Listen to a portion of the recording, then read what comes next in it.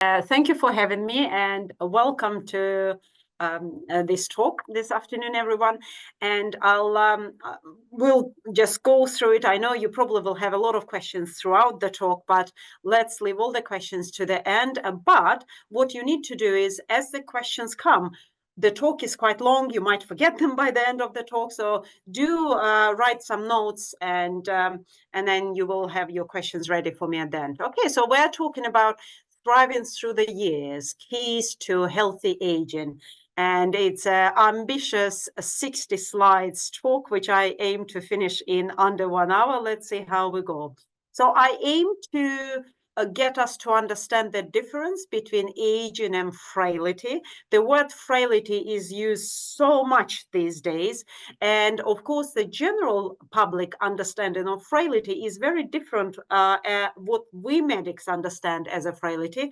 And we'll try to cross that bridge between the general public and medics. How we can promote physical health, mental and emotional well-being, of course, because as a geriatrician, in my older people, it's 50-50. There is so much mental health problems. Most of them undiagnosed because with older people, that's a generation which has been taught to just get on with it, tight upper lip, never complain. So it takes me quite an effort to drag that information out of them and get them to admit that they've been struggling with their mental health. And of course, they hide their mental health problems and present to us with physical manifestations of mental health. So the two go hand in hand. Polypharmacy, we will touch a little bit on that, and a bit of practical advice for the carers. So first of all, just a few interesting facts. Did you guys know that in the 4,500 years from Bronze Age to 1900s, life expectancy increased by just 27 years? 4,500 years. Yet, in the following 90 years, from 1900 to 1990, it also increased by 27 years. I mean, look at the progress we have made with aging, population aging. The average life expectancy for men is at the moment 79, for women 83 years old. And it is something which we need to celebrate. However, every time I go to some sort of conferences, the speakers come up with comments like, last time I was on a conference, participants, population is unfortunately aging. And, my hand immediately goes up. What do you mean, unfortunately? I mean, yes, the aging does bring a lot of medical illness and complications with it. Have a look at the data here. By 2033, we are going to have almost quarter of the population, and we are talking about United Kingdom, a quarter of the population will be over 65. It is the fastest and wealthiest sector of the population, the aging population, so over 65. We are going to have almost 2 million people with Alzheimer's disease by 2050s, and 25% of hospital beds are occupied with patients with dementia. And interestingly, 50% of dementia patients still don't have diagnosis. And I'm sure right now, if you think of someone with a little bit of poor memory, they're either on a long waiting list to memory clinic, or maybe the family is putting it down to aging and just old age and not seeking the help which they need. And we only find out that this patient has dementia when they hit the hospital with some sort of infection and they're acutely confused. So this bottom statistic, 11 years of ill health in women, 6.7 in men, is what me as a geriatrician, aim to shorten, because you come to that stage in your life where you want to enjoy yourself, and by reducing the frailty, being preventative, promoting healthy aging, we can shrink that period of ill health so people don't live for decades suffering. Okay, so as I said, we need to celebrate our aging population. And apart from all those rather, a bit sad statistics which I presented, but there is, of course, much more happiness out there when it comes to aging population. We need to talk about all the people's contribution to volunteer work, providing employment for others, that is the care home sector and so on, and of course, grandparenthood. I mean, the economic boom in China is thanks to the grandparents, because the younger generation was able to leave their grandkids with their moms and dads and move to the city and contribute to the economic boom in China. What about all the people's contribution to the economy? As I said, the over 50s is the fastest, not just chronologically fastest growing age group in population, but also it is the wealthiest with substantial disposable income. These are the people who do modeling and traveling, a lot of traveling, going to the gym, dating, you name it. And of course, we have seen quite a boom of quite all the influencers on social media. If some of you are on social media doing, X or whatever it was called, Twitter, Instagram, Facebook, you will probably be familiar, for example, with Train with Joan. She was quite ill and unwell and very overweight and in her 70s. And then she decided to change her life. She started bodybuilding, training, gym, fashion, and completely transformed her life and became a social media influencer. What about Lynn? Lynn Slater, again, you might have come across her. She's 65. She's at the moment about 65. She started her employment at the age of 50. She started a fashion designer company and became a sensation within a year, and is very, very busy. So at the age where a lot of women lose their jobs or they don't want to work anymore and slow down, she became a star. And Iris, she died last year, so she was celebrated 100 years on social media, big on Instagram, but last year dear Iris died. She was American businesswoman, interior designer, fashion icon, and she actually became a model at the age of 97. If you are on Instagram, her Instagram page is still very active, and you can go and have a look at all the fashion which she was presenting in her 90s, and you might get some ideas. And of course, we're coming to myself here. I'm on social media as well because I'm very compassionate about promoting the healthy aging as a geriatrician. It's a big thing for me. And I do have my Instagram page where I put videos and educational videos, funny videos, stories from my clinics where I give tips both to doctors. I think half of a lot of NHS people on my social media, as well as general public, to help with healthy aging. Let's see whether this video helps. It's one of my videos where I am talking about balance. So on this video, I'm talking about balance, and if you find this video and read the caption underneath, you will learn that you will be able to preserve your balance and do really well in your older age if you become a teetotal today. Teetotaler. So this, for example, this particular post is talking about the dangers of alcohol.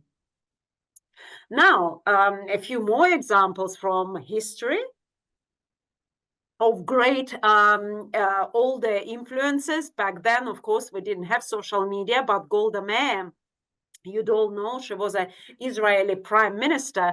She actually retired, but returned from retirement to become a prime minister. I love her saying where she said, old age is like a plane flying through a storm. Once you are aboard, there is nothing you can do about it. Well, you might as well enjoy the journey. So she became a prime minister at 71 for 5 years and was a prime minister from 69 to 74.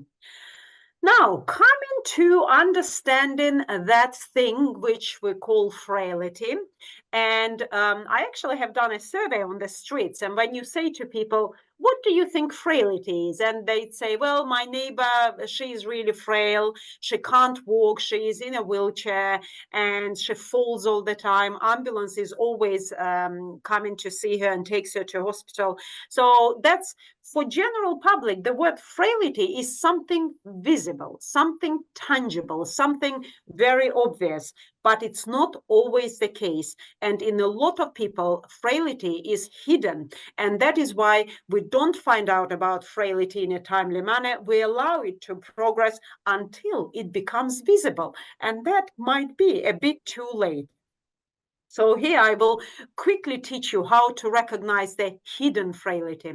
So basically the word frailty, what we mean by that, it's a state of vulnerability.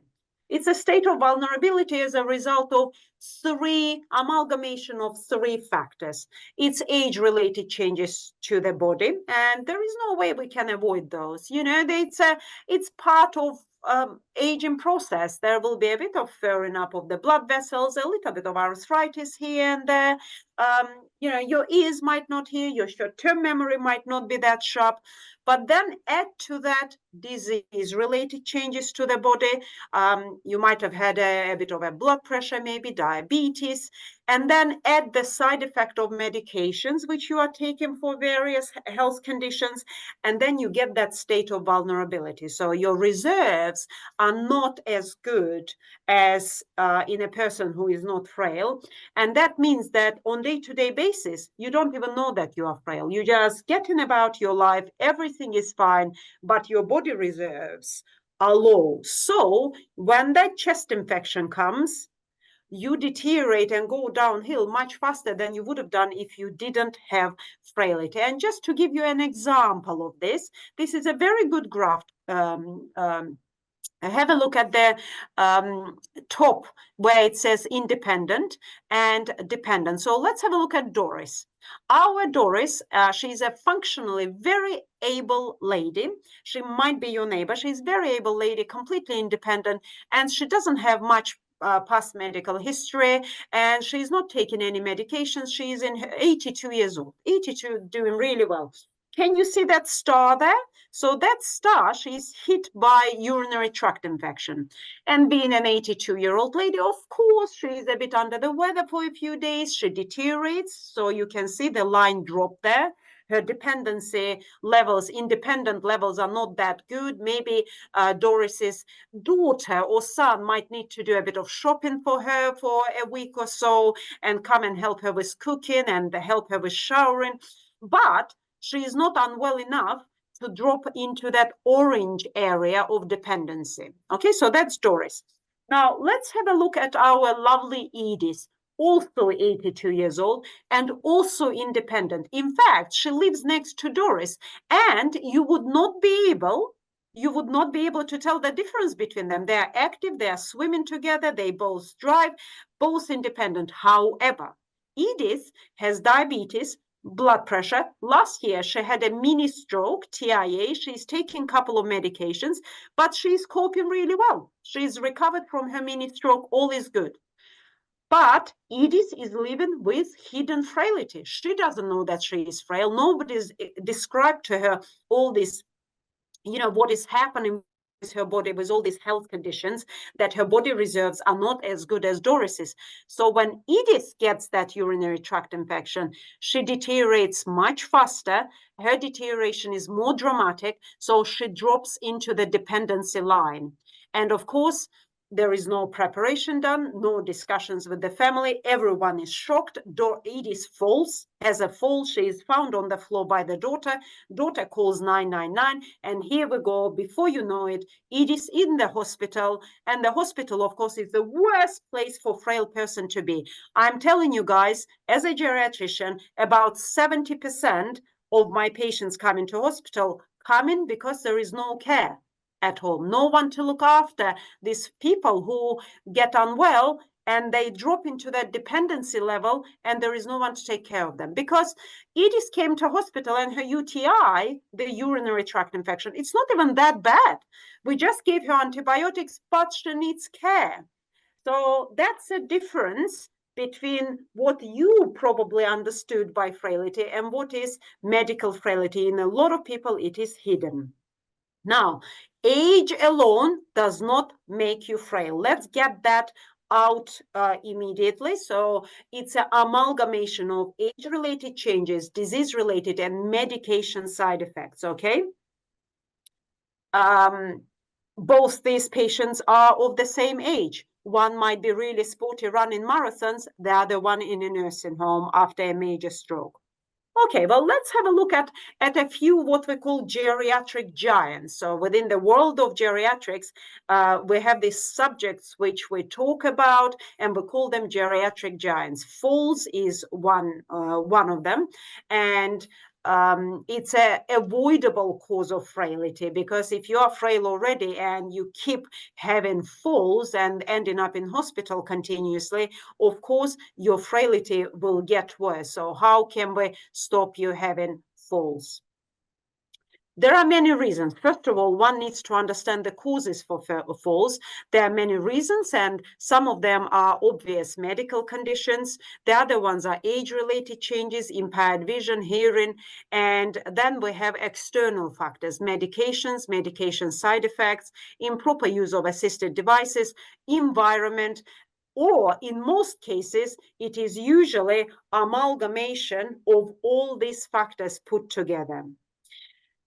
I'll give you an example. One of the, again, when I see the falls, it's my older patients being in a little bit in denial. For example, I had a patient, 92-year-old lady, who is living in a terraced house, and it is a 4-story house. She still goes up and down those 4 stories. She's been there living there forever, for the last 50 years, and she just refusing to move anywhere. So she had a fall downstairs, and I did tell her, I told her honestly, I said, look, let's call her Beryl. I said, look, Beryl, the time goes by, you could see over the years with arthritis, your knees are giving way, you are slowing down. Why didn't you move? And she honestly told me, she said, you know, Dr. Mucci, you hear all these things about your neighbors, about other people falling, breaking their hips, and you think it will never happen to you. It's just being in denial. So one of the things which I say in my falls clinic, teaching sessions, I mean, once somebody had a fall, it's a bit, could be a bit late, but in the teaching sessions, I say, well, if you are right now in your 70s and you are in reasonably good health, you are more likely than not to survive into your 90s, mid-90s. And that's fantastic, but you can't go against the age. Arthritis is a part and parcel of aging process. Your knees will give way, your muscles will not be that strong. Have a look. What is your environment is like today? Is this the right place for a 95-year-old person? Do you think, you are 75 now, do you think you will be able to get about, you know, all these stairs up and down into the garden, the steepness, whatever, the hill, everything? So with that in mind, in my clinics, I have been able to gently get people to change accommodation and save them from those falls, future falls and broken hips. But of course, the falls, and Michael, I will be happy one day maybe to come and do a separate talk on falls, because it's a huge subject. I can be here forever talking about the falls. Now, deconditioning is a major reason for falls. I saw that a lot in terms of, we're now talking about falls prevention. One, what I said is being in an appropriate accommodation, safe, appropriate accommodation. And the other one is deconditioning. We saw so much deconditioning after the COVID pandemic, when all the adults were unfortunately asked to isolate, no movement. I had this case, really sad case, where mom was fit and well lady. The son visited after the pandemic when we were allowed to do so, and 9 months later, he could not recognize his mom. She was furniture walking. Again, you don't use it, you lose it. That's a problem with aging, because you don't use those muscles. They waste away so quickly. And then if your muscles don't hold you, you have that feeling of, you say, knees gave way. Because it's not only knees holding us upright, it's muscles as well in our legs. So walk, exercise. And as I've shown you from the examples of Joan, the influencer, she started exercising at 70, and look at the type of muscles she's grown. It's never late. Now, these hospitalizations, the general public still under illusion that hospital is the safest place. Now, guys, I'm putting my hand on my heart and I'm telling you, keep your older people out of hospital by all means. It's the worst place your older family members can be. 10 days in hospital, and because it's a hospital environment, they're stuck in bed, no movement, nothing happening. Just 10 days in hospital leads to 10 years of aging in the muscles of people over 80. So that is why, when the government goes on to talk about community care, avoiding hospital admissions, it's not because we're trying to save money or anything like that. It's because hospitals, frankly speaking, are killing our patients. 1 year after hospital admission, about 48% of people aged over 85 die. So, and this is the data supported by clinical evidence. So hospitals are horrific. And as a geriatrician, I want to see the future of geriatric care being community-based, either in people's homes, getting the family together, sort of, if we able to plan ahead and explain what will happen to you if you get that UTI. When you do get UTI, the family knows that for a week or two you will be under the weather, and they might be able to take leave from their work, or somehow employ someone to come and look after you at home and avoid going to hospital. To be honest, I will be honest with you, in hospital, good 50% of patients in hospital right now are here for bed and breakfast services. We are not delivering any medical care which cannot be delivered at home. They are here because there is no one to look after them in the community. And that's not a blaming anyone. That's not blaming. It's because as a society, we haven't yet fully understood what is frailty and what it can do to you, and do this anticipatory care planning. If you're not told all these things, how do you know why Edith fell? She's on the floor. What can you do as a carer? Of course, you will dial 999. Right. Muscle wastage. So I've mentioned about exercising already, and I just can't not mention a mother of geriatric medicine, Marjorie Warren. Dr. Marjorie Warren, she's a British clinician, and we're very proud here in Britain to say that the geriatric medicine was established and developed in Great Britain, and we sold it. Then it became a thing around the world. So Dr. Warren inherited a large hospital geriatric unit in 1935, and it was full of patients who were just lying in beds. It was an asylum, elderly asylum. There were 714 people there. What she did is she literally dragged these people out of beds and forced them to just walk. And she was able to discharge most of these patients back home, to their delight or maybe disappointments to their families. But most of these people went home. So what the World Health Organization is saying, World Health Organization is saying that you are supposed to do at least 150 to 300 minutes of moderate intensity aerobic physical activity, or at least 75 to 150 minutes of vigorous intensity. So I think moderate intensity, that would be you walking at a really good speed. Vigorous intensity, it would be you going to the gym, actually, maybe being doing gym exercises, or being on a treadmill. And you also should do muscle strengthening. So we've been very good about talking about aerobic exercises, but we now recognize to maintain your balance, to reduce the risk of falls, To prevent osteoporosis, you need to enter your 80s, your 70s, 80s with good muscle bulk. Literally, guys, either purchase those dumbbells or sign up with the gym, but start building those muscles. Globally, we know that 1 in 4 adults actually do not meet the recommended levels of physical activity. And up to 5 million deaths a year could be averted if the global population was a bit more active. I don't think any of these statistics come as a surprise to you, really. We are becoming more and more sedentary. So the falls are avoidable. Many falls are quite silly as well. I mean, in using the devices properly, for example, I had a patient once, he's using Zimmer frame, but he's not taking it seriously. And he came into my clinic, lifted the Zimmer frame and pushed the door to open the clinic door with the Zimmer frame. Can you believe it? And I've heard all sorts of stories. So, be responsible. I love this sign. I'm not 80, but I'm 18 with 62 years of experience.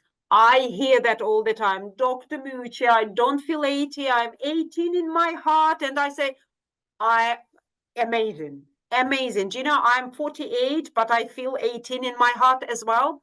But we need to acknowledge, be sensible about the aging process, be clever, smart about it, know what we can and can't do, understand our body, and be responsible. I've spoke about assisted devices already. Now, when it comes to muscle strength and the falls, we need strong bones, and vitamin D deficiency is a huge thing in a country like our lovely Great Britain, where we hardly get any sun. I mean, the summer came and gone like within a couple of weeks, it feels, this year. So let's talk a bit about vitamin D deficiency. So sun exposure, of course, amongst all the population, especially, we do see a lot of skin cancer, and there is a lot of sun scaremongering is going on, quite rightly. None of us want skin cancer. We all know that we need to hide from the sun, or that we need to use the SPF. And by the way, the SPF are quite powerful. For example, SPF 8, just 8 reduces vitamin D. D3, it's vitamin D. So D3 production by 92%, and 15 already is blocking by 99%. So I don't know why they produce SPF 50. So it's a quite powerful stuff. The advice I give, however, is that you do need, I mean, most of the vitamin D is coming from the sun. So if you are on holidays and if you are going out, go out without SPF and allow your body to soak that sun for 5-10 minutes, and then apply your SPF. Obviously, depends on your skin type, and there are ginger people, for example, they will burn within a minute. So don't burn yourself like this. I think that's just a healthy advice, a sensible sun exposure of the hands, arms, and face. 5 to 15 minutes, 2-3 times a week. That is, in your garden, maybe with your sleeves up, in the shorts, arms, face, shorts, 5 minutes in your garden, soak the sun, and then apply your SPF. Oily fish twice a day, supplements as well. We do advise, so the NICE recommends, in countries like ours, recommends to take vitamin D supplements, especially over winter months. I'd recommend October starts, October to March, April, take vitamin D supplements, because we're all running low on vitamin D. Of course, the dosing, this is just for general population. The dosing a lot depends on whether you have underlying osteoporosis, whether you have had fractures already and surgeries on broken bones. So that's already, these type of patients need to see a doctor, have their vitamin D levels done, and dosed accordingly. Continence. So shifting the gears now, let's talk a little bit about continence. Now, this is my little daughter who was incontinent naturally, and then she became continent at about the age of 2. And today she's 9 years old. So, yeah, not a little girl anymore. It's her birthday today. So, what is causing our continence problems? I have here a mnemonic for you. It's called diapers, guys. So, drugs. Okay, most common ones are those blasted diuretics, the furosemide, bumetanide. Some of you might be on them. Of course, they are prescribed for certain health conditions, the water medications, the water pills. But I will be honest with you, in about 25% of patients on these water medicines, I find that they were prescribed incorrectly. So if I were you, and of course, what the water medicines do to you, they make you rush to toilet, and you might have a bit of arthritis. You are not that fast on your feet. You don't get to the toilet. And then that puts a fear into you that you might not find a toilet when you go out, and then you stop going out. You become isolated. You don't walk. You lose muscles and you fall. Can you see how one thing can lead to another? So that's drugs. Think about that. Infections, urinary tract infections, common cause of you going frequently and having incontinence. And of course, in ladies, everything dries down below, and there is help for that. You can have, estrogen pessaries and things like that. There is a lot of help. You shouldn't suffer. Psychological causes, depression, delirium, other mental health problems can cause incontinence. Diabetes, restricted mobility, I've already mentioned. What about constipation? I mean, you might say, how constipation causes incontinence? Well, when your bowels are full of feces, they are pressing on the bladder and they're pressing on the passages which take the urine out, and they kink them maybe in places, so you can't pass the water, and your bladder gets fuller, bigger, and then it's so big that it sort of stretches and starts leaking urine. You are incontinent all the time. We do see that. So if you are incontinent, one thing to remember,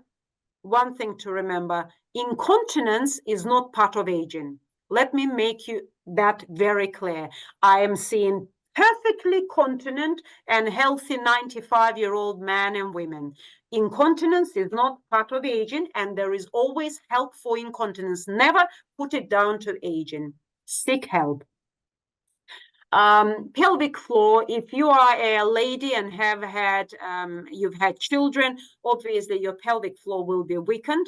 If you are a lady in your 60s, 70s, even at any age, we need to start doing pelvic floor exercises, training. The earlier, the better. You can start it at any age. But really, when I'm giving this talk, I say, well, get started in your 30s. If you already finished your family, have had 2-3 children, start your pelvic floor exercises. So this is a simple 2-second contractions, relaxations, 15 in a row, 3 times daily.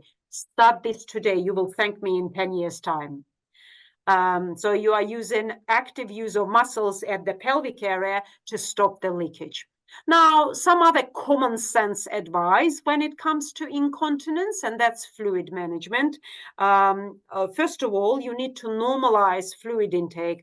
If you don't drink enough, because you are incontinent, it's a catch-22. Because you are incontinent, you don't drink enough water.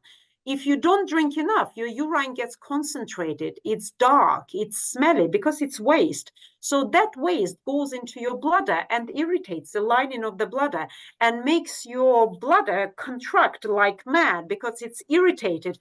And of course, that will cause even more incontinence. So drink plenty of water. We say 1.5, 2 liters a day. Dilute that urine so it's not that dark and concentrated and doesn't irritate your bladder.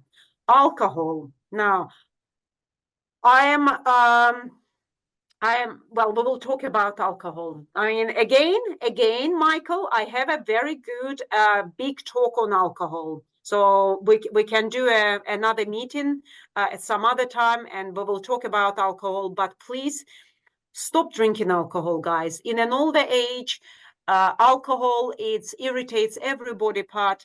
It contributes to balance problems, falls, memory problems. You will not believe, I run memory clinics. There is a private hospital next door to me, and I run memory clinics in that hospital.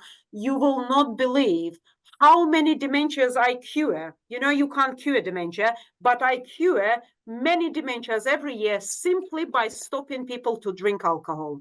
They cannot believe, the families cannot believe that transformation.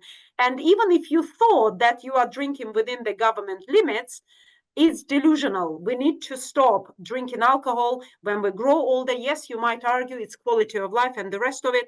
Well, you can't have it both ways. If you want to enjoy your quality of life, you will have to accept being a bit memory problems.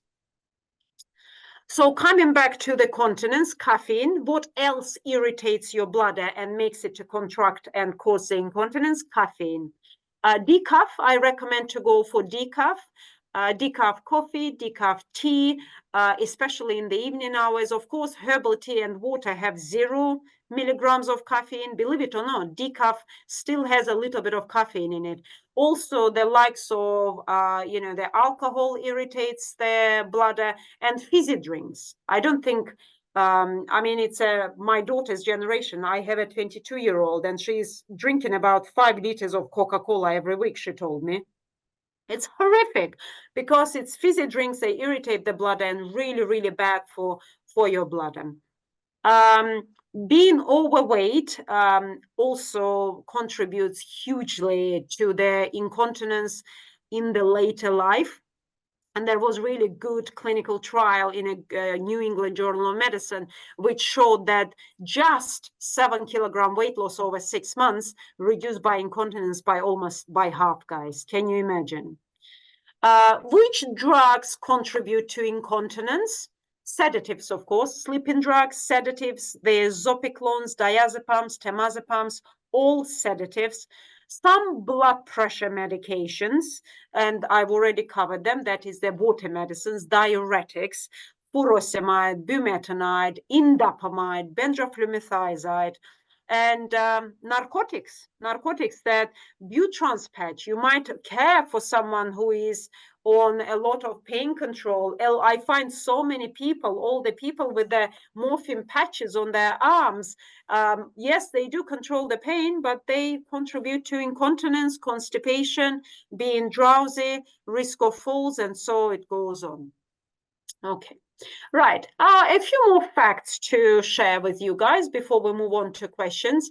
Does smoking predict future frailty? So, and it does. So there was this trial on 2,500 people over the age of 40. They were followed up for 4 years, and they looked at smokers and non-smokers, and they found that the continuing smokers were more frail, had lower body mass index, and were much more lonely.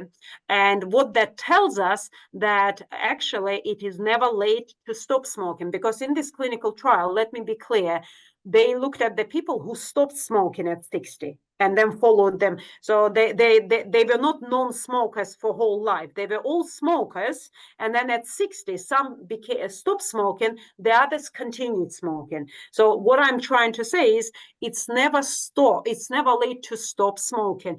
Even if you stop smoking in your 50s, 60s, you are going to substantially reduce your frailty levels in your 70s, 80s. What irritates me most is this advertisements you see quite often. These are advertisements for the smokers' lung disease puffers. You know, some of you already might be using puffers, and look at the faces of these people who advertise the puffers for the COPD, the smokers' lung disease, also called COPD. And they're so happy looking that it feels like I need to start smoking, now. If I'm going to look this gorgeous from smoking and have a COPD, let's stop smoking. And this is lying to general public, because this is not what smokers look like. The reality is this. That's what the smokers look like. Because their lungs are not breathing, they're using their chest to breathe, and they lose all the weight. They're stuck, attached to the oxygen all the time, and all other medical problems which come with that as well. So we need to be honest with people. What about Mediterranean diet? So again, every part, every slide I'm presenting today can be a separate talk on its own. And you know, you probably had speakers talking about diet. But I just wanted to say to you, Mediterranean diet, marvelous. That is why people in the Mediterranean live in longer and healthier lives. This was again very good trial in American Geriatric Society, which showed that the adherence to Mediterranean diet reduces incident frailty risk, and patients in their 70s and early 80s on Mediterranean diet had much lower levels of frailty. Here you are, a little tip for you there. What about dementia? Again, we can do a 3-hour talk on dementia, but how to help it. Apart from the medications, we won't go into medications and things like that. Let's talk about common sense stuff here. And this is what I tell my patients in my memory clinic. Literally, I say, okay, we haven't cured dementia, but we can actually either postpone the onset of dementia, or we can slow it down, or we can even prevent it if we adhere to a super healthy lifestyle. So the exercise in this trial showed that we can reduce the rate of cognitive decline by aerobic exercise. So aerobic exercise slows or prevents cognitive decline. Another fantastic trial showed that they looked into 6,000 people over the age of 65 and looked at the 7 factors, and they found that adopting these 7 factors leads to decreased risk of dementia in later life. And these are more or less everything what I've already spoken to today. Not smoking, controlling your weight, regular exercise, controlling your blood cholesterol, blood pressure, eating fish twice a week, and having fruit and veg 3 times a week. Literally, these 7 style factors, and you will cut down the risk of dementia in later life. What also avoids dementia, it's a continued social interaction. We know that loneliness is a huge risk factor for dementia. So either be very engaged with the family, and if you get invitations to go anywhere, never decline. Build a large group of people around yourself and carry on working. If any one of you is still working, carry on working. A European survey found better cognitive function among employed versus retired individuals of the same age. So we know that if you sort of have some employment into later life, it keeps your brain going, and that reduces the risk of your dementia. Now, there will come a time, let's be sort of realistic. I'm a very realistic person. I talk very honestly and openly with my patients.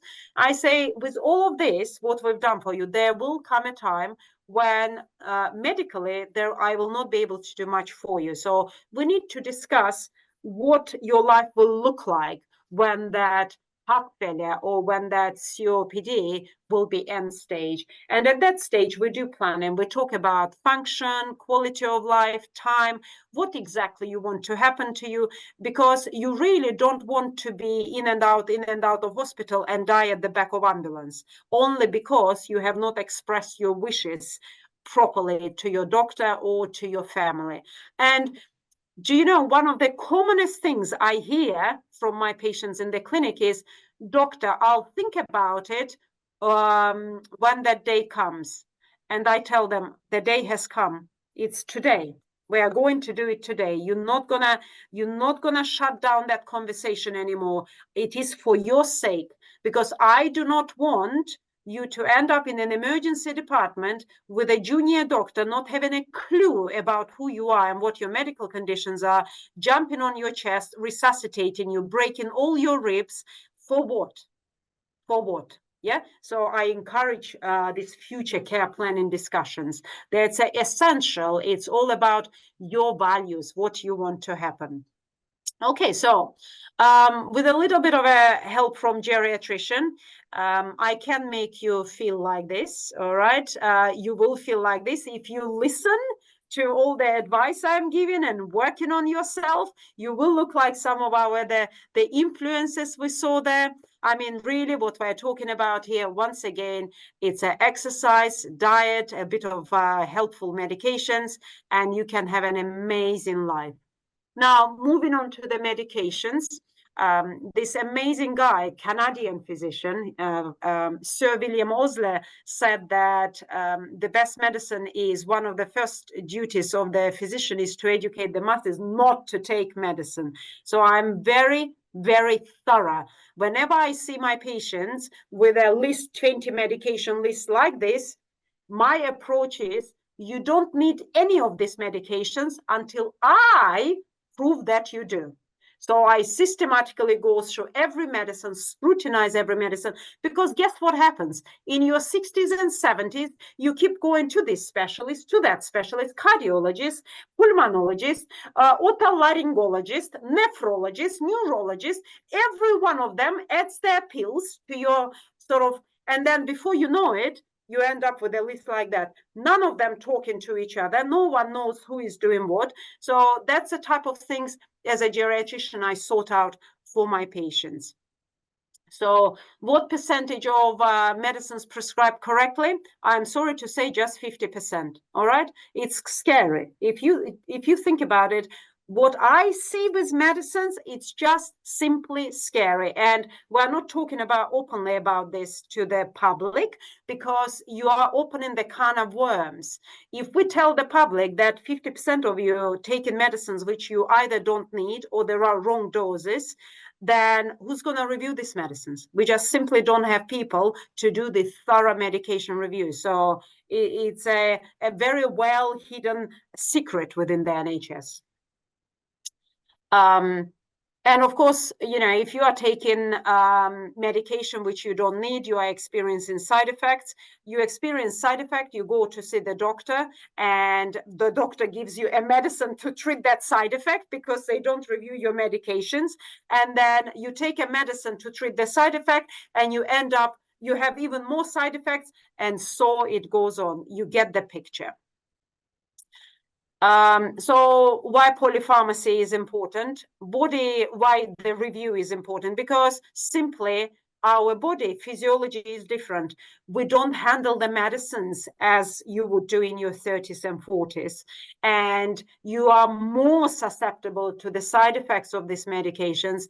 And as you go through your 70s, then 80s to 90s, you come to a point where the medicine which your doctor gave you in your 70s successfully brought you into your 90s, but now that you are in your 90s, that medicine might be harming you and you no longer need it. So this review has to be happening all the time.